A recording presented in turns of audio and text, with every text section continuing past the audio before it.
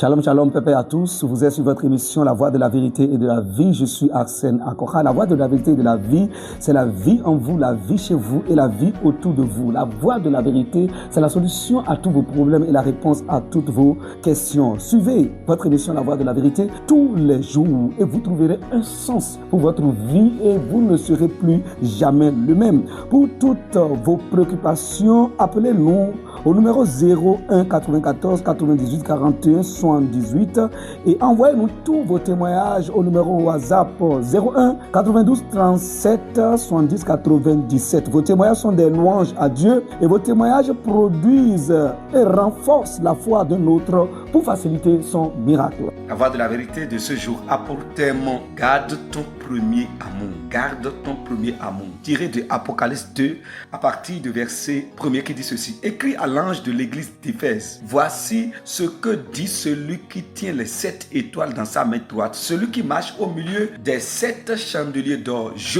connais tes œuvres. Je connais tes œuvres, ton travail et ta persévérance. Je sais que tu ne peux supporter les méchants et que tu as éprouvé ceux qui se disent apôtres et qui ne le sont point. Et que tu les as trouvés menteurs. Que tu as de la persévérance. Que tu as souffert à cause de mon nom et que tu ne t'es point lassé. Mais ce que j'ai contre toi, c'est que tu as abandonné ton premier amour. Souviens-toi donc d'où tu es tombé, répands-toi et pratique tes premières œuvres. Sinon, je viendrai à toi et j'ôterai ton chandelier de sa place, à moins que tu ne te répandes. Bien-aimés frères, regardez ce que le Seigneur dit ici. Ce qui est dit ici, c'est une parole qui nous concerne tous. C'est une parole adressée à tout enfant de Dieu, à tous ceux qui sont engagés dans la foi du nom du Seigneur Jésus-Christ. La première remarque, c'est que le Seigneur dit, il dit, je connais tes œuvres. C'est-à-dire, je sais ce que tu fais, je te vois très bien. Je connais tes œuvres, je connais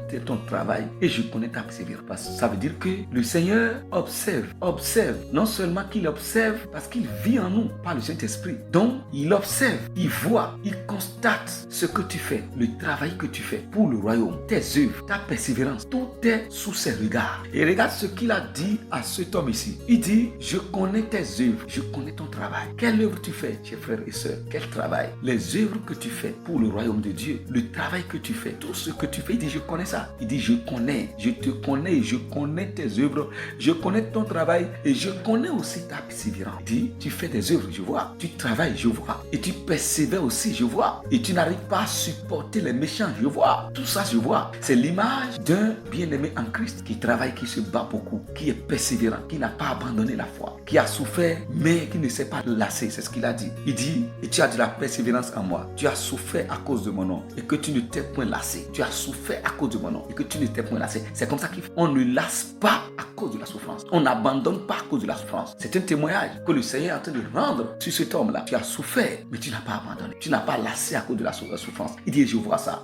Ça veut dire que la souffrance n'est pas la preuve que le Seigneur n'est pas là. La foi peut conduire dans la souffrance. Seulement cette souffrance ne sera pas éternelle. Parce que c'est la même foi qui va vaincre la souffrance là et qui va te mettre au large. Gloire à Dieu. Il dit, j'ai vu ce que tu as souffert pour mon nom, ta souffrance, et j'ai vu que tu n'as point lassé. Donc aucun enfant de Dieu ne doit lasser, ne doit abandonner la foi, ne doit commencer par murmurer ce qu'il est en train de souffrir. Il y a des choses que nous souffrons pas à cause d'une malédiction, il y a des choses qu'on souffre pas à cause du péché, mais il y a des choses qu'on souffre à cause de la foi. Et c'est pas la même foi que nous allons remporter la victoire sur ces douleurs et sur ces souffrances lorsque vous persévérez dans la foi. Et le Seigneur a rendu témoignage sur cet homme et dit, je vois tes œuvres, ton travail, ta persévérance et ce que tu as souffert à moi et tu n'as point lassé. Mais il y a quelque chose que le Seigneur a ajouté qui est très important et qui doit nous amener à réfléchir. Tout le monde a réfléchi et à se reprendre. Il dit, mais malgré tout ça, j'ai quelque chose contre toi. Il dit, ce que j'ai contre toi, c'est que tu as abandonné ton premier amour. Tu as abandonné ton premier amour. Et il lui dit, souviens-toi d'où tu es tombé. Souviens-toi d'où tu es tombé et répands-toi. Souviens-toi comment tu es tombé. Ça veut dire que celui-là, il est tombé, mais il ne sait pas qu'il est tombé. Il est tombé, mais il ne sait pas qu'il est tombé.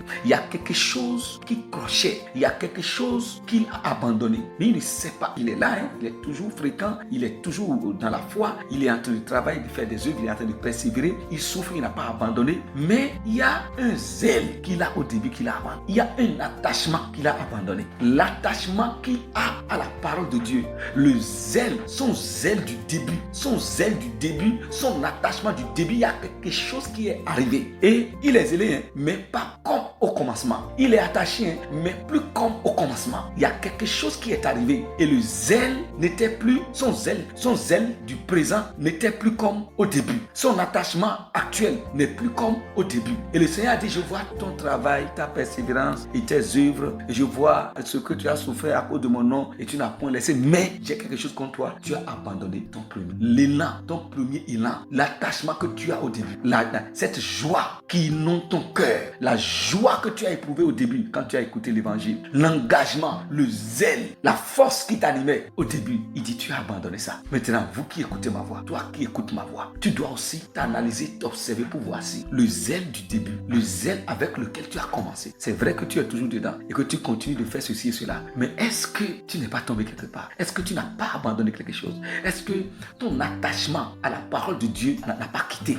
L'amour que tu as au début, l'amour du début, l'amour du commencement, l'amour de la parole, la soif que tu avais, ce que tu faisais au début. Est-ce que c'est toujours ça? Si tu constates que ce n'est pas ça, cette parole est en train de t'adresser. Le Seigneur, par le Saint-Esprit, te parle. Comment c'est arrivé? Comment tu es tombé? Il dit, souviens-toi d'où tu es tombé. D'où tu es tombé? Dans quoi tu es tombé? Que faisais-tu et tu ne le fais plus? Qu'est-ce que tu as abandonné sans savoir? Qu'est-ce que tu as diminué sans que tu ne le saches? Il dit, souviens-toi d'où tu es tombé et répands-toi. Et tu dois faire ça aussi. Vous êtes bénis au nom de notre Seigneur. Nous allons passer maintenant à l'étape de la paix.